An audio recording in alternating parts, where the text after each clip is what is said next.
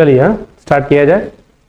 तो पहला प्रश्न है आपका एक बेसिक सा प्रश्न है कि इसका अनुपात से संबंधित। इसमें हम लोग क्या करें कि जैसे a का मान तो बोले सर 3 दिया ही हुआ है, जैसा कि हम लोग गलत फहमी में रहते हैं कि a का मान कितना है 3 है, तो फिर पूछ क्यों रहा है तो a का मान 3 कहीं ऑप्शन में है ही नहीं। तो इसका साफ साफ मतलब निकलता है कि a का मान यहाँ 3 नहीं है, यहाँ जो a है वो कितना है आपका 3k है। जो a है वो क्या है 3k और b क्या है 4k, मतलब इसका अनुपातिक मान जो है वो 3 और 4। तो साथ में कौन आना चाहिए k आना चाहिए आपका, है ना।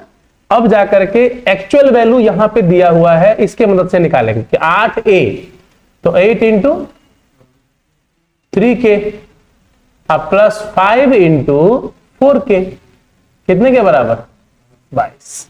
अब आप देखोगे कि k का मान क्या आ जाएगा, 5 के 20 और 24 44, 22 बटे 44 यानी 1/2 k का मान आ गया। अब जाकर के आप आसानी से a का मान निकाल सकते हो, तो 3 इंटू 1/2 आ गया। डायरेक्ट पुट कर दे रहे होंगे आपको, कभी संभव ही नहीं है वो, क्योंकि वो सबको पता था। क्लास जब हम लोगों ने 7 8 में पढ़ा था तो वहां हमको पता था कि a/b मतलब 3 और 4 नहीं होता है। लेकिन अभी क्या हो गया, कंपैरेटिव में आकर के हम लोग बार बार यूज कर लेते हैं a = 3 और b = 4, तो एक रॉन्ग नंबर माइंड में सेट हो गया। वो कब यूज कर सकते हैं, जब रेशियो निकालने के लिए कहेगा। जैसे a और b का रेशियो दिया है, आपसे पूछ दिया कि a + b/a - b क्या होगा, अगर ऐसा पूछ दिया आपसे तब आप यहां डायरेक्ट यूज कर सकते हैं। नहीं, अगर ये दिया भी रहेगा तो इस जगह पे आप डायरेक्ट इसका यूज कर सकते हैं, क्योंकि वो रेशियो के फॉर्म में है, तो के कट जाता है ना। इसीलिए ध्यान रखिएगा कि कभी कभी गलत प्रैक्टिस जो होता है वो भी परेशान कर देता है। चलिए ये क्लियर है पूरा। अगला सवाल पे आइए। अब ये सवाल देखिए, बहुत ही बेहतरीन प्रश्न है एक। ये क्या कह रहा है आपसे, कहता है ये प्रश्न मेरा कि एक वृत्तखंड की त्रिज्या दी गई है आपको एवं उसकी चाप की लंबाई 18.5 सेंटीमीटर है, तो उस वृत्तखंड का क्षेत्रफल क्या होगा। पहले तो जहां जहां वृत्तखंड है वो सब क्या होगा त्रिज्यखंड, ये सब के सब क्या होंगे त्रिज्यखंड, यानी सेक्टर की बात हो रही। तो सेक्टर यानी कि मान लीजिए अगर वृत्त है पूरा, तो इसको क्या कहा जाता है एक त्रिज्यखंड। त्रिज्यखंड कैसे बनता है, तो 2 जीवा एवं चाप के मतलब द्वारा बनाया गया क्षेत्र या घिरा हुआ क्षेत्र, है ना। 2 त्रिज्या और एक चाप, तो इसको कहा जाता है त्रिज्यखंड। ये वाला जो एरिया है इसी का नाम है त्रिज्यखंड, और अंग्रेजी में कहेंगे तो सेक्टर। तो वृत्तखंड क्या है भाई, तो वृत्तखंड उस चिड़िया का नाम है जो कैसे बनता है, तो एक जीवा और चाप के बीच, एक जीवा क्या करता है वृत्त को 2 भागों में बांटता है, उसको खंड कहा जाता है। तो इसको वृत्तखंड कहते हैं, सेगमेंट। ये जो कहलाता है ये है आपका वृत्तखंड, या फिर अंग्रेजी में कहेंगे तो सेगमेंट। समझ पा रहे हैं। तो इसमें होना क्या चाहिए था, त्रिज्यखंड होना चाहिए, त्रिज्यखंड का। और उसमें क्या क्या दिया है, तो त्रिज्या दिया आपको 16 सेंटीमीटर और चाप की लंबाई दी गई है यहां से लेकर के यहां तक 18.5 सेंटीमीटर। और क्या पूछ रहा है कि इस वाले भाग का एरिया क्या होगा। ठीक है, इसका एरिया आपसे वो पूछ रहा है। तो एक जो फॉर्मूला आप लोगों ने पढ़ा है वो थीटा के फॉर्म में पढ़ा हुआ है कि क्या पढ़ा है, त्रिज्यखंड का क्षेत्रफल बराबर, बिल्कुल त्रिज्यखंड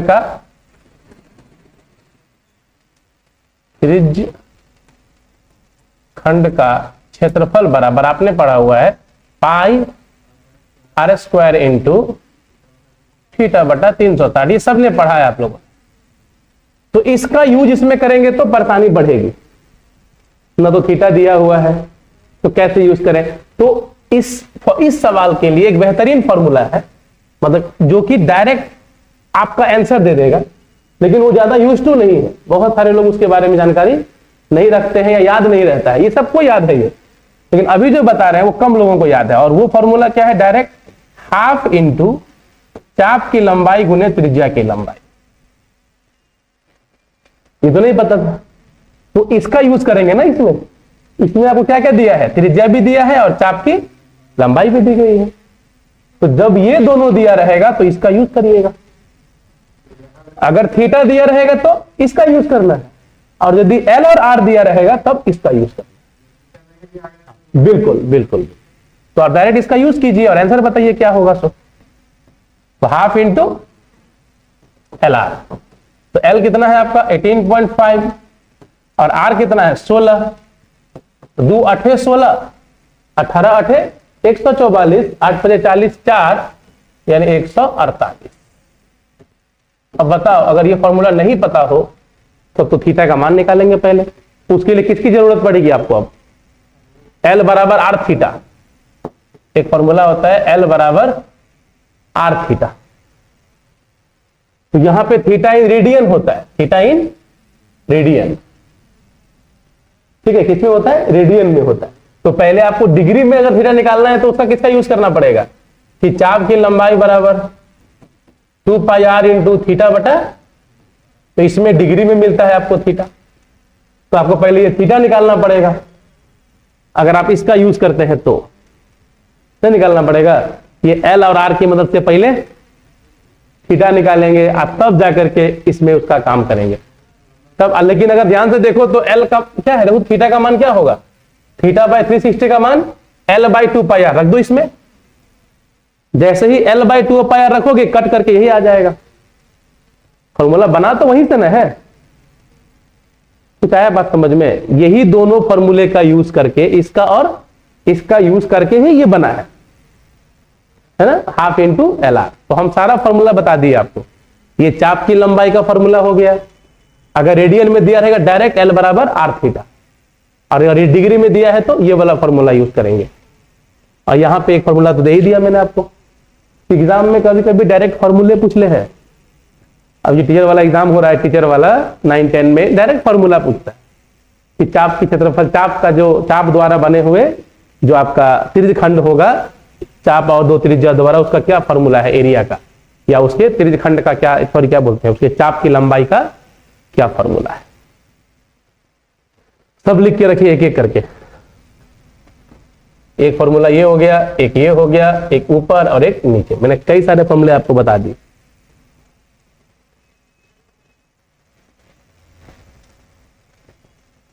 और इसका यूज यहां किया गया, ये नहीं कि कहां से आ गया फॉर्मूला, वो कंफ्यूजन नहीं ना हो रहा है। इसी को यहां पे हम सॉल्व किए ना, पता चला कि इसको सॉल्व कर दिए, इस फॉर्मूले को ही यहां पे सॉल्व किया गया। ठीक है, क्लियर है बाबू। आइए, किसी कार्यालय के कितने 30 कर्मचारियों का औसत वेतन 1900 रुपया है, 20 वर्कर हैं जिनका कितना है औसत 1900 है। अब कहा जा रहा है कि इसमें किसको शामिल कर दिया जाए। इस ग्रुप में अगर मैनेजर को भी शामिल कर देते हैं तो औसत वेतन कितना हो जाता है, 2000 हो जाता है। इसमें अगर हम लोग मैनेजर के भी वजन को, सॉरी औसत उसके वेतन को शामिल कर देते हैं तो हमारा जो ग्रुप बन रहा है उस ग्रुप का कितना हो जाता है, एवरेज 2000 हो जाता है। तो कहता है बताइए उस मैनेजर का वेतन क्या था। तो हम डायरेक्ट ऐसे बना देंगे सीधा कि मैनेजर का वेतन बराबर, ठीक, क्या देखें कि 2000 तो होगा ही होगा, मैनेजर का वेतन 2000 तो होना ही होना है, क्योंकि वो आया है तो बाकियों का 2000 हो गया है, तो वो तो कम से कम 2000 तो कम से कम होगा। और उसके पास कितना होना चाहिए, मान लीजिए अपने पास 2000 रखा और ये जो 1900 वाले थे उनको भी तो 2000 बनाया, यानी सबको कितना कितना दिया है, 100 करके, कितने लोगों को, तो इसके पास उतना एक्स्ट्रा होना चाहिए ना जी, कि वो 20 लोगों को कितना दे दे, 100 दे दे, यानी कि 2000 प्लस 2000 4000। एक तरीका ये हो गया डेविएशन की मदद से। किसमें किससे गुना किए, तो इसमें जो वृद्धि था 100 का कितने लोगों में, उसको उसमें हम जोड़ दिए, है ना, 2000 में उतना को ऐड कर दिए। और एलिगेशन लगाते तो अभी भी बन जाता। देखिए ये कितना आ रहा है, यहां 100 आ रहा है, और यहां हमको नहीं पता कि क्या है, लेकिन अनुपात हम जानते हैं 20:1 का है। अनुपात कितना है? तो ऑब्वियस सी बात है कि अगर 100 है, 1 अनुपात ही ना 100 है, तो 20 कितना होगा? 2000। अब दोनों को जोड़ के नहीं आ जाएगा 4000? तो एलिगेशन की मदद से भी बना सकते हैं हम लोग। ये शायद समझ में कम आया। 1 अनुपात 100 है तो 20 अनुपात का मान, क्योंकि संख्या का अनुपात 20:1 है। मैनेजर क्या गो है? 1 हो बस। तो सीधा इसको हम लोग इसमें जोड़ेंगे, क्योंकि इसमें से ये घटा है, इसमें से ये घटा है तो ये आया है, और यहां से ये घटेगा तो ये आना चाहिए। तो दोनों को जोड़ करके क्या आ जाना चाहिए? 4000।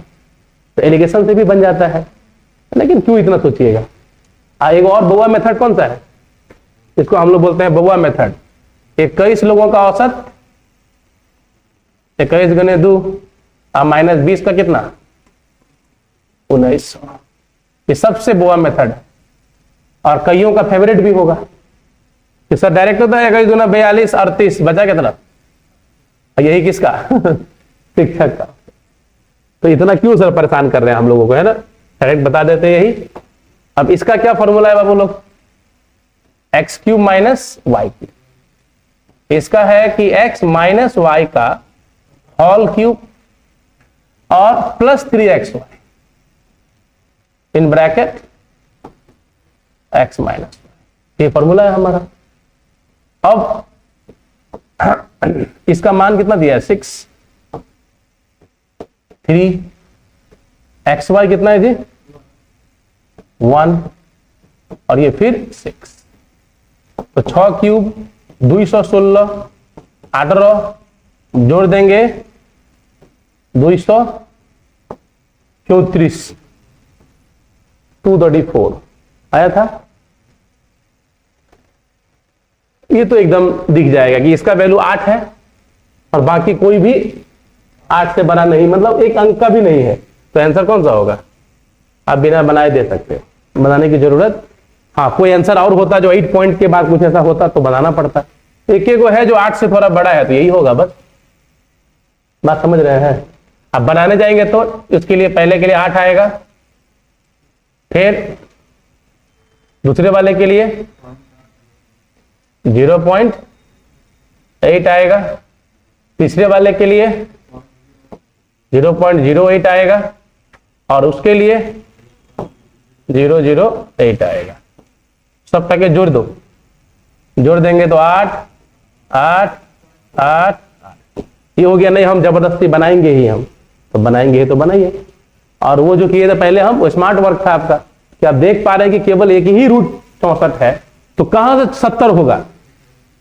या 4 कभी भी नहीं होगा, और 64 भी। एक एक आंसर संभव भी है, वो भी 8.88।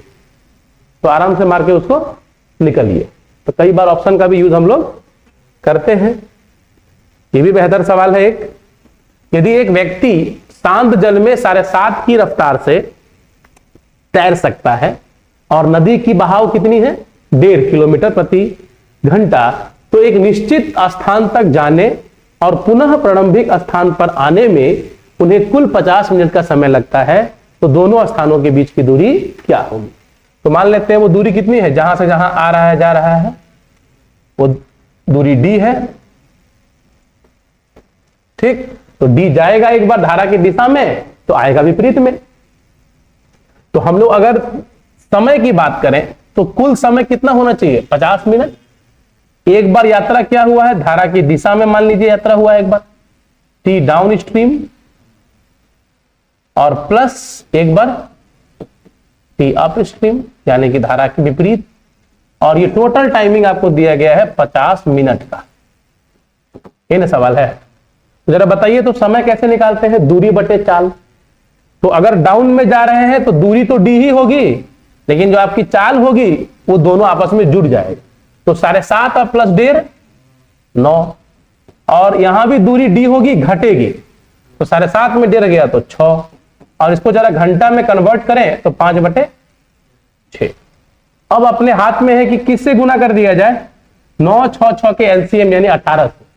18 से गुना करते ही 2d, 3d, 5d और 5 दिए 15, यानी कि डी का मान क्या आ गया बाबू 3, यानी वो निर्णायक दूरी 3 किलोमीटर की होगी। ठीक है, ये तो बन गया होगा, है ना, इसमें कोई नहीं फंसा हो। ये तो ऑप्शन ही बना लिए होंगे कि कह ही रहा है कि 2 अंकों की एक संख्या अपने अंकों के योग से 4 गुना है। 2 अंकों की संख्या मान लीजिए कौन है, एक्स वाई है। अब ये कैसा है, तो एक संख्या जो है ये 10x + y लिखते हैं ना हम लोग इसको, इसका एक्सपांडेड फॉर्म होगी। तो ये संख्या क्या है कि अपने अंकों के योग का 4 गुना।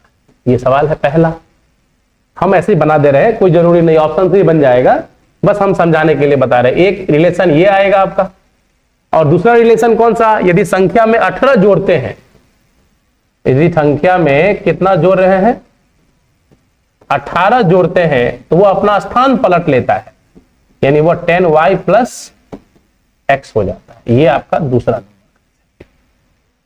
तो इन दोनों को जब हल करते हैं तब जाकर के हमको ये 24 जो वैल्यू है वो मिल जाएगा।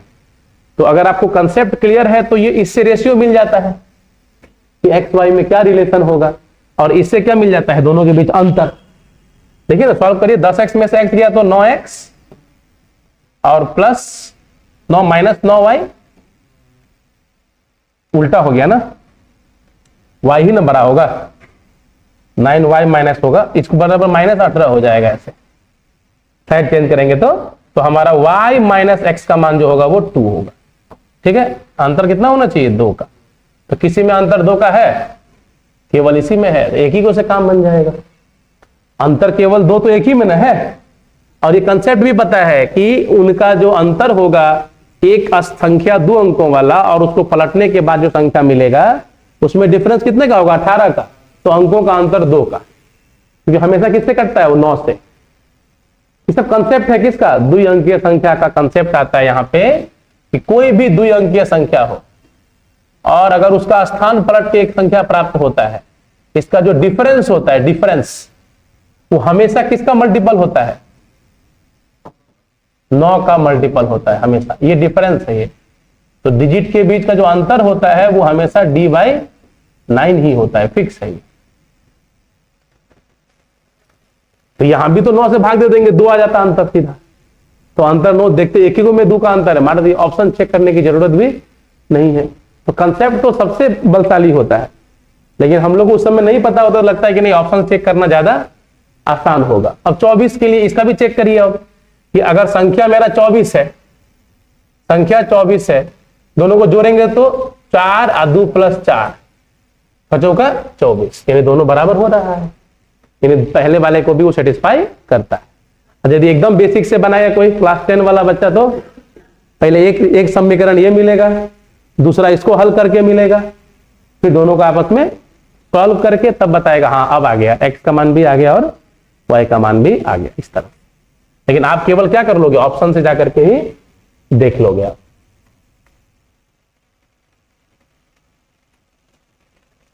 ये वाला भैया कि एक क्लर्क भाई साहब अगर 4 की रफ्तार से कार्यालय जाएं तो 5 मिनट देरी से पहुंचते हैं, गलत बात है ना। और यदि वो 5 अपने चाल को कर ले तो 2.5 मिनट पहले ही पहुंच जाते हैं। तो बताइए कि उनकी घर से कार्यालय की दूरी क्या होगी। तो इसको बनाने के लिए कई सारे तकनीक निकल के आते हैं। जैसे एक तो डायरेक्ट फॉर्मूला है कि उनके घर और किसके बीच की दूरी, कार्यालय के बीच की दूरी बराबर। तो जो दोनों अलग अलग चाल है उसका गुणनफल, चालों का गुणनफल, जो 2 अलग अलग चाल हो, चालों का गुणनफल बटा चालों का अंतर।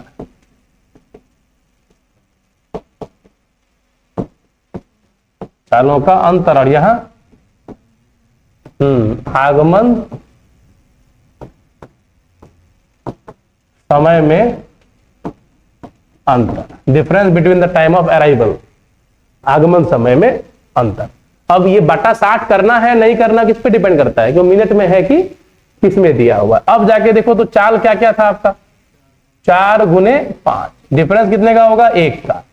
टाइम में डिफरेंस, एक बार 5 मिनट विलंब से और एक बार 2.5 मिनट पहले, तो दोनों जुड़ेगा। और बटा क्या करना होगा 60, क्यों? क्योंकि वो मिनट में है। अब जाकर के हमारी कहानी 3 बार में कट रहा है। ये आई कितना 7.5, 15/2, ठीक है ना, ये कट गया, 4×5 20 दिए 60, और ये 7.5 हुआ मतलब 15/2। अब देखिए कितना आ रहा है, भाग देंगे तो 6 से 2.5 किलोमीटर। ऐसा नहीं है क्या? क्या था आप लोगों का? 2.5 किलोमीटर, बिल्कुल। और फॉर्मूला कौन सा है, कंसेप्ट और कौन सा है? एक तो समीकरण लेकर के, एक है रेशियो की मदद से, तो रेशियो से भी बना सकते हैं, इसे बनाते हैं। ये सबसे अच्छा यही लगता है मुझे भी, लेकिन फिर भी अगर कोई क्या चाहे कि थोड़ा सा रेशियो वाला भी देख लें अगर हम लोग, तो रेशियो में क्या होगा कि 2 अलग अलग चाल है, पहला केस सेकंड केस, तो इसमें दोनों का चाल का अनुपात आपको दिया हुआ। क्या रेशियो होगा चाल का? 4:5। तो हम जानते हैं कि टाइम का जो रेशियो हो जाएगा वो, और दोनों में कितने का अंतर है? 1 अनुपात जो 7.5 मिनट के बराबर है। दोनों में डिफरेंस कितना है? 7.5 का ना होगा, तो 1 अगर 7.5 है तो 4 क्या होगा? 7×4 = 28, 30 मिनट। तो अगर 30 मिनट लग रहा है जब चाल कितने का है? 5 का, ये तो हम रेशियो ना निकाल रहे हैं, वास्तव में चाल भी तो वही है, 4 और दूसरा चाल, तो आधा घंटा लग रहा है 5 की चाल से, तो दूरी कितनी होगी? 2.5 नहीं होगा। तो ये रेशियो की मदद से भी आप इसको बना सकते हैं। दूरी कोई भी निकाल लीजिए, इससे भी निकाल लीजिए समय, उससे क्या है, तब क्या कितना 40 करेंगे 4, तो हमारा D बराबर 5 गुने आधा घंटा। इससे भी इसको हम लोग बना, तो रेशियो मेथड हो गया। और ये वाला तो सबको पता है, जग जाहिर है ना, ये तो हम लोग बनाते ही हैं।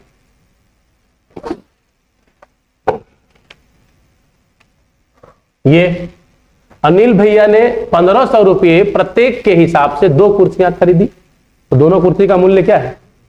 1500। उसने एक को 6% के लाभ पे और दूसरे को 4% के हानि में बेच दिया, तो कुल सौदे में उनका हानि या लाभ कितने प्रतिशत का? तो हम लोग क्या देख पा रहे हैं कि दोनों का जो मूल्य है वो तो सेम ही है, 1500 ही है। तो हम लोग इसको कई तरह से बना सकते हैं एकदम आसान करके, कि हम ये देख पाएंगे कि अगर दोनों का सीपी का रेशियो कहते तो क्या होगा? 1:1 नहीं होगा, दोनों कुर्सी का सीपी का रेशियो 1:1। तो पहले वाले पे कितना लाभ कर रहा है वो? 1 का 6%, और दूसरे वाले पे क्या कर रहा है वो? लॉस कर रहा है, तो 1 का -4%, और कुल कितना है? 2। कुल कीमत 1:2। इसी से आ जाएगा सीधा कि क्या हुआ उसको, 6 में 4 घटेगा तो 2/2 यानी पॉजिटिव में ना आया है, तो क्या बोलेंगे आप? एक तरीका ये हो गया। ठीक, दूसरा तरीका क्या हो गया कि दोनों को 100-100 मान लीजिए आप, कि दोनों का सीपी कितना है? 100-100 है दोनों का सीपी ना। 1500 तो कभी नहीं मानेंगे, बताएंगे क्यों। तो अब जैसे 100-100 ले लिए, तो 100 लिए तो एक पे क्या हो रहा है? उसको 6% का लाभ, यानी कि 106, मतलब 6 प्लस में है यहाँ वो, और यहाँ क्या है? 4 हानि में है। तो फाइनली सामान कितने का हुआ? 200 का, और उसको क्या हुआ? 2 रुपये का प्रॉफिट हुआ, नहीं हुआ? तो क्या हो जाएगा? 200 पे 2 तो 100 पे कितना? 1 नहीं हो जाएगा? ये तो लोग देख पा रहे हैं 1%। तो हम आपके दिमाग में सिर्फ 1500 क्यों नहीं यूज कर रहे? तो 1500 अगर आप यहां तो यूज कर सकते हैं, यहां चाहे तो यूज कर सकते हैं। 5 सेकंड 90, एक बार 60 का लॉस, यानी कितना हुआ? 30 रुपए का प्रॉफिट 3000 पे, तो क्या मिलेगा? 30 का प्रॉफिट 3000 पे, यानी 1% का लाभ। लेकिन अगर यहां पे दे देता 15,445, तब क्या करते? इसी सवाल में आपको अगर वो बरगलाना चाहता तो क्या करता? 1500 नहीं देता, क्या देता? प्रत्येक कुर्सी को 15,949 रुपये और 56 पैसे पे खरीदा। सेम सवाल है। तब आप इसका यूज करते तो क्या होता आपके साथ, आपका क्या होता आप सोच सकते हो। तो करता है सवाल ऐसा, जानबूझ के ऐसा डाटा देगा ये कि आपको लगेगा कि इसका निकालें 6%, जबकि आंसर वही आएगा। कितनों मेहनत करिएगा तो अंत में आंसर क्या आएगा, लेकिन वो 2 घंटा लेके बैठिएगा। इसीलिए समझना है कि उसका यूज यहां करना ही नहीं है। हम देखो ना 1-1 तक कर लिए हैं, 100 भी कर लिए हैं। आपका सवाल आया सर 1500 क्यों नहीं किए, वो कारण यही था कि आदत मत बनाइए कि हमको उसका यूज करना है। अब जरूरत पड़ेगा तो करेंगे ही, जब एग्जैक्ट वैल्यू पूछेगा तब तो यूज करेंगे ही। परसेंटेज की जब भी बात करेगा, रेशियो की बात करेगा, तो हम लोग भी कुछ और ही लेके चलेंगे जिससे चीजें मुश्किल ना हो। हाँ बिल्कुल, यहां पे 1 1 2 जोड़े, इसीलिए वो ये दोनों नहीं है, 1+1 है ये। टीपी 1 मान लिए हैं तब ना 1 1 2 हुआ। अगर 3 होता तो उनके 3 से डिवाइड करते। टीपी सेम है इसीलिए तो आप क्या कर दिए थे, कैसे यही छोड़ दिए होंगे आप 2 निकाल करके, और क्या अंतर कर दिए सीधा। ए बी फॉर्मूला कहां लगेगा इसमें, ए बी फॉर्मूला कहां लगता है, जहां पे वो एक ही वस्तु पे कुछ परिवर्तन हो रहा हो।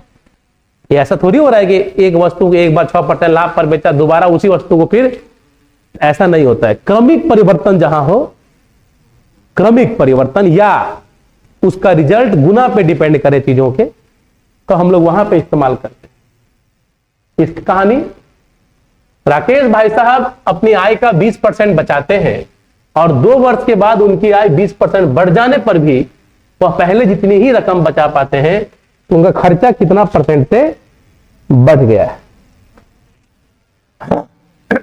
देखिए सबको पता है, नहीं पता है तो सबको बता दीजिए। सुनो सुनो सुनो, आय बराबर, बिल्कुल खर्च में हम लोग जब बचत भैया को जोड़ते हैं तो हमको आय मिलता है।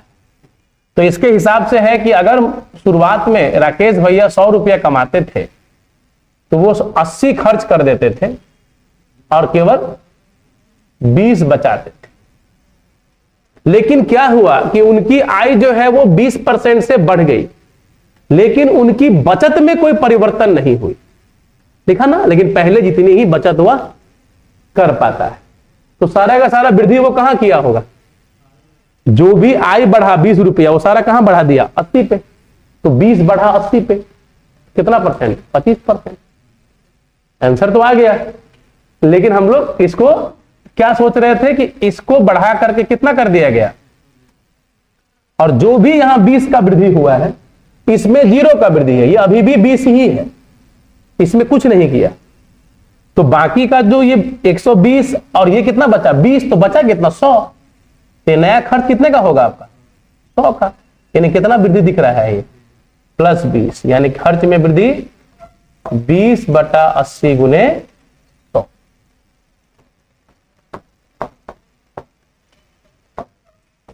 खर्च में वृद्धि कितना आ जाएगा, 25। ठीक, और भी बहुत अप्रोच है, हम बस ये तो आसान है तो क्या सोचे ज्यादा। क्लियर दिख रहा है कि हमको इसमें तो 20 बढ़ा है, उसका नया आय 120 हो गया है, लेकिन खर्च उसका, बचत उसका अभी भी 20 रुपया है। तो ये जो भी वृद्धि है वो कहां बढ़ाया उसने, खर्च में। तो खर्च में 20 बढ़ाएगा मतलब 80 पे 20, तो 80 पे 20 मतलब कितना परसेंट, 25%। बस इतना ही सोचना है।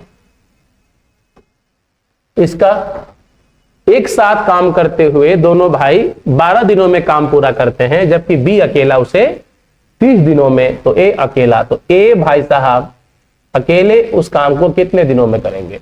तो काम बटे ए की क्षमता, हमारा जो फॉर्मूला होगा वो क्या होगा, टोटल वर्क और किसकी क्षमता, ए की क्षमता, एफिशिएंसी ऑफ ए। ये ना करेंगे हम लोग। इधर देखिए तो कुल काम क्या ले लें, 12 और 30 का एलसीएम 60 ले लेते हैं। तो दोनों का मिला के क्षमता कितना है, 12 25 60, और अकेला बी का क्षमता कितना है 2। तो जब हम लोग कुल क्षमता में से बी का घटा देंगे तो किसका मिल जाएगा, ए का। अब 3 से भाग दे दीजिए 60 में, यानी क्या आ जाएगा 20 दिन। सही है। तो केवल क्या करना था, 60/5 - 2। कहां से 5 समझ गया ना, क्षमता, कंबाइंड क्षमता, और 2 किसका है, अकेला बी का। अंतर किए तो किसका मिला, ए का, और ए की क्षमता से भाग दे दिए तो समय मिल गया। 4000 रुपए के मूलधन पर 10% वार्षिक ब्याज दर से 2 वर्ष का चक्रवृद्धि ब्याज क्या होगा, तो 21 चौके 84, है ना। हाँ, सीधा पता है कि 10% और ये 2 जैसे ही दिखा तो हमारा जो प्रभावी दर हुआ, इसका प्रभावी दर यानी इक्विवेलेंट दर क्या हो जाएगा, तो डायरेक्ट देखेंगे 2r, कितना लिखेंगे तो अब 2r और 10 स्क्वायर बटे 100, ये ना होता है। तो कितना आ गया, 21%। ये तो हमको पता होना चाहिए कि 10 के लिए क्या होता है 21%, 2 वर्ष के लिए। 3 साइकिल होता तो 33.1, 4 होता तो 46.41, कम से कम 4 तक तो 10 का यहां फीड होना चाहिए, 5 का और 10 का, 1 से लेके मतलब 4 साल तक आपके दिमाग में एकदम सेट होना चाहिए। तो क्वेश्चन में ज्यादातर किसका पूछता है, 10 और 5 का ही रहेगा, तो इसीलिए एकदम याद रखिए। तो 21% किसका निकाल देना है, तो बस निकाल दीजिए। नियम तो बहुत सारे होंगे लेकिन डायरेक्ट निकालना ही ज्यादा बेहतर है। तो 21 चौके 840, ठीक है। 16 व्यक्ति किसी काम को 16 दिनों में समाप्त कर सकते हैं, ठीक है।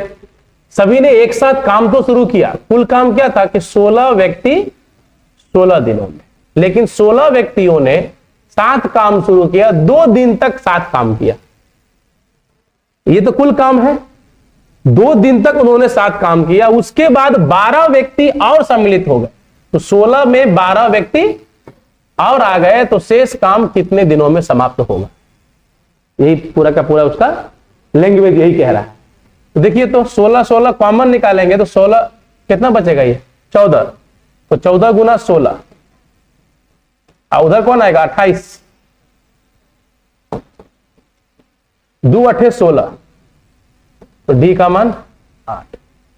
यही 8 ऐसे लिखाता है ना, यही हिंदी का 8 है, ऐसे कर हम लोग ऐसे लिखते थे, ऐसे हम लोग 8 ऐसे लिखते थे, ये अपना ऐसे भी लिखा था बुक वगैरह में 8, ठीक है। तो 8 दिन, कितना दिन, 8 दिन में कहानी क्लियर हो जाए, ठीक। ये बना था कि नहीं, लैंग्वेज से भाषा से फंस गया होगा, हाँ किसको, ये वाला। अच्छा, ये 16 जैसे कॉमन निकाल दिए दोनों में, तो 16 - 2 कितना बचेगा, तो वही 14 गुना 16 लिख दिए। आइए 28 नीचे आ गया इसके, हाँ ना वो देख रहे थे कि वो घटा कैसे, मतलब अब वो भी ठीक था, 2 दिन का काम घटा दिए, तब वो भी ठीक है। फैक्टराइज कर लेंगे इसको, ये बताए 9 8 72 और 18 चौका 72, तो हो जाएगा ना जी, पक्का जाएगा ये। इसके बाद 90 मीटर लंबी एक रेलगाड़ी 72 की रफ्तार से जा रही है, तो रास्ते में एक पुल को पार करने में 10 सेकेंड का समय लेती है, तो पुल की लंबाई क्या होगी, तो पुल की लंबाई बराबर, चलिए तो क्या करें हम लोग, पहले देख लेंगे कुल दूरी कितना तय करेगा वो। तो 72 की रफ्तार से 10 सेकेंड तक उसको चलना पड़ता, तो उसके द्वारा दूरी कितनी तय की जाएगी, तो 72 गुने 5/18, ये तो कन्वर्ट कर दिया मीटर पर सेकेंड, और गुना 10। ये जो दूरी मिलेगी इसमें तो कौन कौन शामिल होगा, पुल भी शामिल है और ट्रेन भी शामिल है, तो हम इसमें किसको घटा दे, ट्रेन की लंबाई, और वो कितनी है 90, तो किसका बच जाएगा खाली, पुल का लंबाई। तो 18 चौके 25 200, 110 मीटर, तो क्या मिला आपको 110 मीटर, ठीक बना था ना ये। ए को कुल धन का 3/8 भाग और बी को शेष धन का 3/8 भाग, यदि दोनों के भागों का अंतर 36 रुपया हो तो कुल धन कितना था, तो ए को मिला है कुल का 3/8 और बी को मिला है शेष का, तो शेष कितना हो 5/8 और उसका 3/8 में, और दोनों में अंतर कितने का है 36 का। ये लेस ये वाले में अब 64 से गुना कर दिया जाए, 64 से गुना करेंगे तो ये 24, ये 15, 9x बराबर 36 गुने 64, तो x 4 चौका 16 और 4 से 24 एक 256, ठीक है 256 रुपीज। एक दुकानदार 12 गुब्बारे 10 रुपये में खरीदता है, सीपी और एसपी का हम क्या निकाल देना है रेशियो, तो 10 रुपये में कितने 12 और 12 रुपये में 10 हो गया। तो 100 का सामान कितने में 144 में, कितना प्रॉफिट तो हो गया, वही उसका प्रॉफिट हो जाएगा, यानी कितने परसेंट का 44%। हमने किसका रेशियो निकाल दिया सीपी से एसपी। काटे क्यों नहीं हम लोग, क्यों डायरेक्ट आ गया तो क्यों काटे हम, अगर नहीं आता तो डायरेक्ट तब काटते। डायरेक्ट दिख रहा है कि एक वस्तु का सीपी दूसरे वस्तु का एसपी, उसी वस्तु का निकाल दिए, अनुपात 100:44 का, यानी 44% का हमको प्रॉफिट है। किसी वृत्त की त्रिज्या अगर 50% बढ़ा देंगे तो क्षेत्रफल में क्या वृद्धि हो, यहां ये भी फॉर्मूला आप लगाओगे, क्योंकि यहां पे एरिया जो होता है किसी भी वृत्त का वो क्या होता है πr²। तो यहां आप क्या लगा सकते हैं ए बी, तो क्षेत्रफल में परिवर्तन के लिए ए बी लगाएंगे तो 50 + 50 और 50 गुने 50/100, ये होगा उसका क्षेत्रफल में परिवर्तन या क्षेत्रफल में वृद्धि।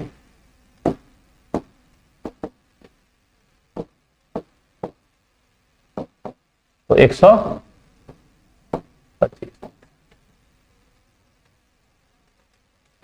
अगर ए किसी काम को अकेले कै दिनों में 16 दिनों में पूरा करता है और बी को मौका मिले तो अकेले कै में देख लेगा 12 दिन में देख लेगा, तो 48 3 और 4 ये उनका क्षमता हो गया।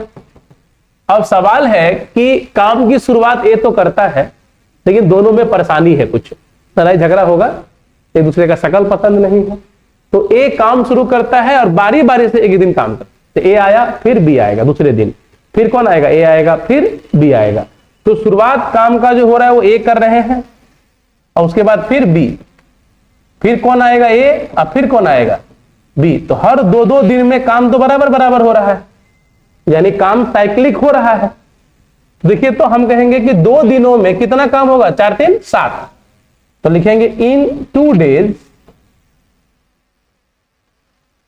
हर 2 दिनों में काम हो रहा है 7 यूनिट करके। तो ऐसा 2-2 दिन कितनी बार, तो जो ऐसा देखेंगे कि इससे ज्यादा तो नहीं हो जाए, तो ज्यादा नहीं हो मतलब कम हो तो कितनी बार 6 बार। इस तरह के चक्र कितने दिन चलेंगे 6 बार चलेंगे, तो कितना हो जाएगा 12 दिनों में दिन बीतेगा 12 और काम हो जाएगा 7 छके 42 यूनिट। अब किसकी बारी आएगी ए की, तो ए क्या करेगा अगले एक दिन में और 3 काम कर देगा, नहीं कर देगा, तो अब कितना हो गया 45 और 3 बचा हुआ है, तो और 3 काम करने के लिए कौन आएगा बी आएगा, तो कर कितना सकता है 4, करना कितना है केवल 3, तो 3/4 काम बचा 3, क्षमता कितना है उसका वो 4 कर सकता है, तो काम बटे क्षमता समय हो जाएगा। ये दोनों मिलके किया है, ये कौन किया है दोनों मिलके, ये अकेला ए और ये अकेला बी। तो कुल काम कितना होगा गिनिए, कुल काम हुआ कितना 48 हो गया कुल काम, खत्म काम खत्म। ये 12 1 13.3/4 ये अप्रोच हुआ।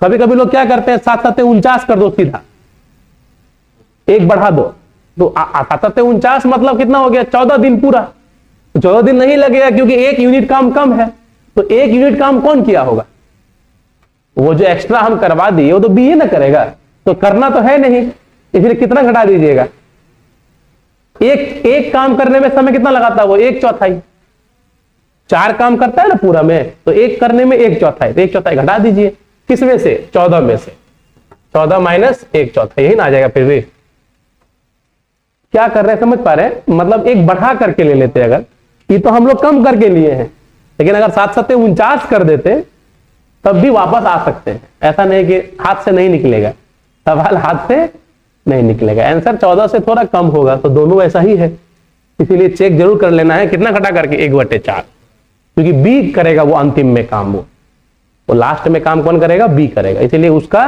जितना एक्स्ट्रा काम हुआ है वो करने में क्या समय लगेगा। ये 5 सेंटीमीटर लंबाई की भुजा वाले समचतुर्भुज के एक विकर्ण की लंबाई अगर कितनी है, 6 है, तो दूसरा विकर्ण कितना होगा।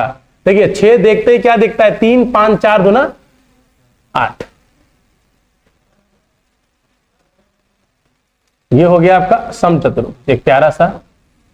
इसमें आपको 5 उसका प्रत्येक भुजा दिया हुआ है, एक विकर्ण कितने का है उसका, 6 का, एक विकर्ण की लंबाई 6, तो ये भी दूसरा विकर्ण है इसका, तो ये दोनों दूसरे को क्या करता है, लंब रूप से समद्विखंडित करता है, यानी ये वाला भाग इसके बराबर होता है, तो ये वाला पार्ट इसके बराबर, और ये तीनों क्या बनाता है, एक पाइथागोरस का एक ट्रिक बनाता है।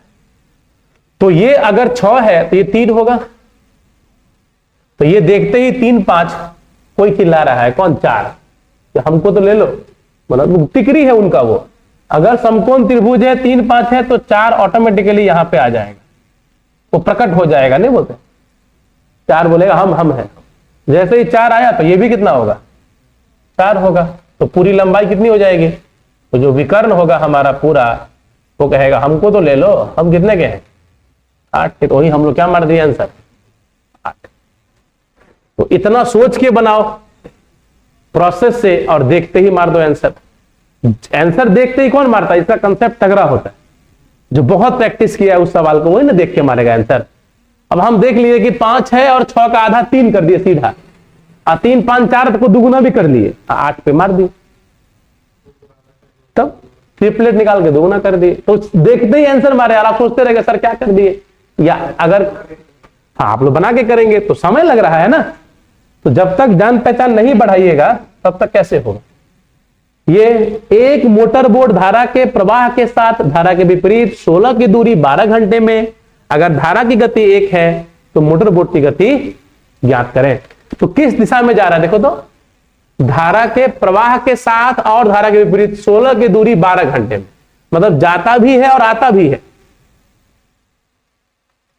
16 की दूरी जाता भी है और आता भी है। तो हम क्या करना पड़ेगा देखो तो, कि 16 डिवाइडेड बाय, एक बार चाल क्या दिया है, नहीं चाल थोड़ी है वो, एक दिया है ना धारा का, तो x + 1 एक बार, और एक बार x - 1, और कुल समय 12 घंटा, ये समीकरण है आपका। मतलब 16 जाता है फिर 16 आता है, ऐसा करने में कितना लगता है, 12 घंटा लगता है। तो नाव की चाल या मोटर बोट की चाल क्या मान लेंगे, x। अब ऑप्शन है आपके पास, किसका यूज करेंगे, 3 लेंगे तो 4 चौका 16, 8 बिल्कुल, यानी हम अगर ऑप्शन से जाएं तो हमको x का मान क्या दिख रहा है, 3 किलोमीटर प्रति घंटा। x का मान तो खाली 3 आएगा, लेकिन जो निर्णायक चाल हो गया हमारा मोटर बोट की गति, वो क्या हो जाएगा, 3 किलोमीटर प्रति घंटा शांत जल में। किसमें, शांत जल में। धारा की दिशा में 4, विपरीत में 2, 3 रख के देखेंगे समीकरण को सत्यापित करेगा। अगर किसी 20 सेंटीमीटर परिधि वाले आयत की लंबाई और चौड़ाई का अनुपात 3:2 है, 6 चौका 24 है ना, क्यों 6 चौका 24, क्योंकि जब भी परिधि देता है तो हम समझ जाते हैं कि भुजाओं का योग उसका आधा होगा। अगर आपको परिधि दिया गया है तो हम क्या समझ जाते हैं कि भुजाओं का जो योग होगा 5, वो उनके परिधि का आधा होगा, हाँ या ना। आयत की परिधि क्या होता है, लंबाई चौड़ाई के योगफल का दुगुना। हमारी ये सब पता होता है तभी आप ऐसे करते हैं। आयत की जो परिधि या उसकी जो परिमाप होती है वो होती है 2 इंटू एल प्लस बी। तो एल प्लस बी कितना होगा भैया जी? परिमाप के आधा होगा ना, ये बात पता होना चाहिए हमको। जैसे आधा मतलब 5 दूना 10, तो दोनों भुजा कितना कितना, 3 दूना, एक 6 सेंटीमीटर और एक 4 सेंटीमीटर, तो 6 चौका 24। क्योंकि एरिया का क्या फॉर्मूला आयत का, लंबाई गुने चौड़ाई, तो 6 गुने 4। अब बनाएंगे तो इतना बनाना पड़ेगा, अगर बनाएंगे तो सब करना पड़ेगा। दिमाग में है तो देखते मारिए आंसर 24। ऐसा सवाल बहुत सारा होगा जिसको आपको दिमाग में ही कर देना पड़ेगा। हर सवाल को लिखे के बनाएंगे तो वो प्रैक्टिस से होगा। किसी होटल में 60% लोग मांसाहारी लंच खाते हैं, 30% मांसाहारी और 15% गलत पढ़ दिए, 60% लोग शाकाहारी लंच खाते हैं।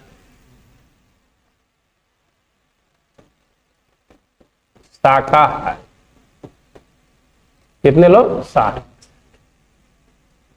और 30%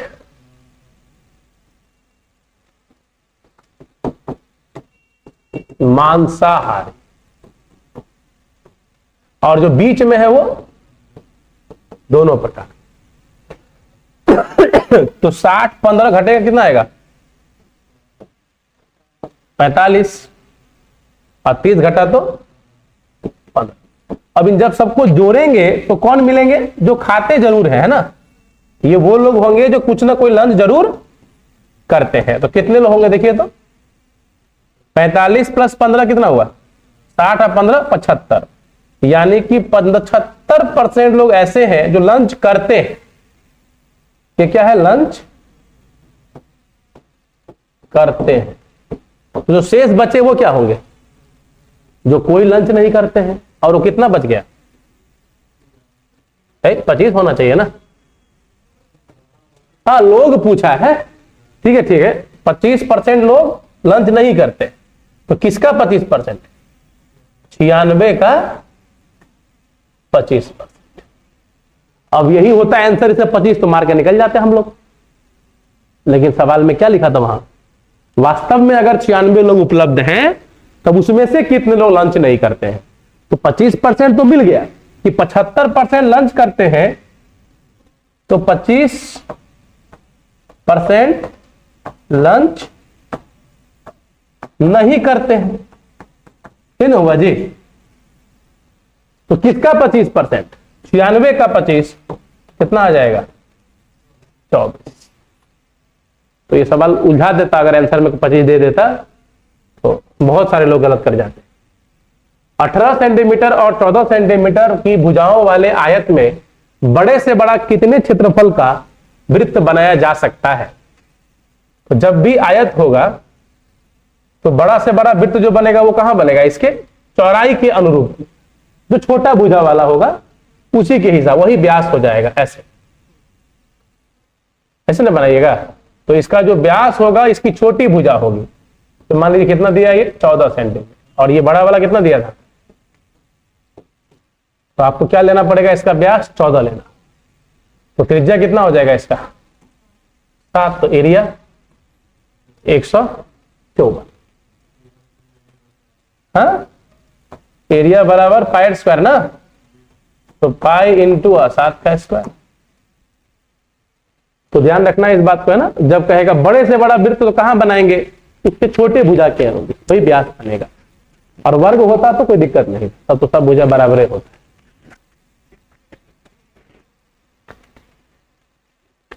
और एगो है, अपने व्यवहारिक चाल के 3/4 भाग से कोई दूरी तय करने पे व्यक्ति को 15 मिनट विलंब से पहुंचता है, तो उसका व्यवहारिक समय क्या होगा? तो अनुपात में कितने का अंतर है? 1 का। तो 15 3 45 उसका व्यवहारिक समय होगा। लेट वाला 15 चौका 60। अभी तो समझ सकते हैं आप कि चाल का अनुपात एक होगा व्यवहारिक, व्यवहारिक, व्यवहारिक, और एक कौन सा होगा? नया। तो रेशियो क्या है इसका? 4:3। 3, तो टाइम का रेशियो 3:4, दोनों में अंतर 1 बराबर 15 मिनट, तो व्यावहारिक हो जाएगा 45, और यदि डिले वाला पूछेगा तो 15 चौका। ठीक, सारा समझ में आया? तो इस तरह से आपका मैथ का सारा सवाल क्लियर हो गया।